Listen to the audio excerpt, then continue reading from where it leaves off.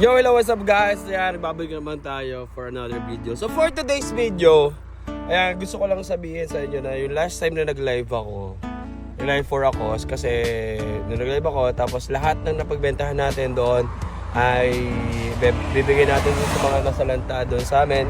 And then, ngayon naman, yung mga naging paninda natin before, yeah, pinagsama-sama ko na dito kasi, tapos namili na din ako ng konti. Ito mga jacket. Namili din ako ng mga konting mga pamigay din, mga t-shirt. Tapos ito meron pa rin tayo dito. Guys, sa mga gustong sa mga gustong tumulong, sa mga gustong magbigay ng mga used clothes or anything or cash o kahit ano, contact niyo ako, kaya kontakin niyo yung nanay ko.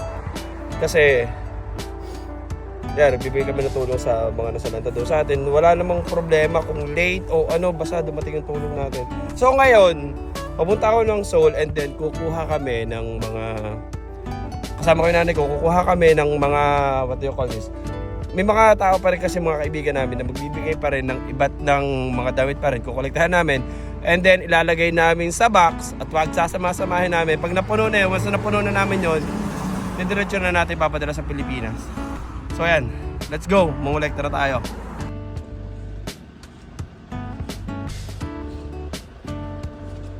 Dami din ah. Dami. Yo, what's up guys? Yan nung pinakita ko sa inyo yung mga nakuha namin na damit. Ayan. Kasama ko ngayon ang nanay ko kasi kumukuha naman kami ngayon ng mga nagbigay sa atin ng mga damit din na ibibigay din sa ating mga kababayan sa Lemery. Sa Lemery, Agoncillo, kung saan man umabot.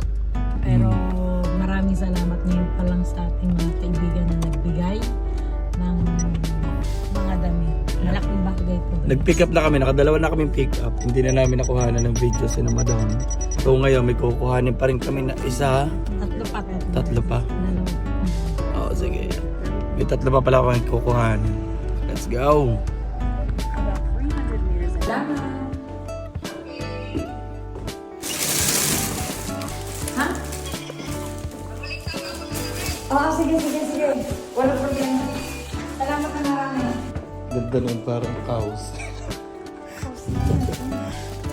So naka-pick up na ulit kami. Tawa natin. Kailan natin doon. So ayan guys. Ginabi na kami sa pangkolekta ng mga panlalagay namin sa box. Sa mga magbibigay sa sa nga nanay, sa mga sa nabagyo.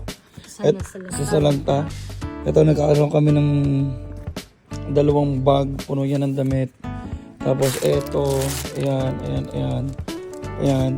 Ginabi na kami ng nanay ko para pagkuha ng mga donation.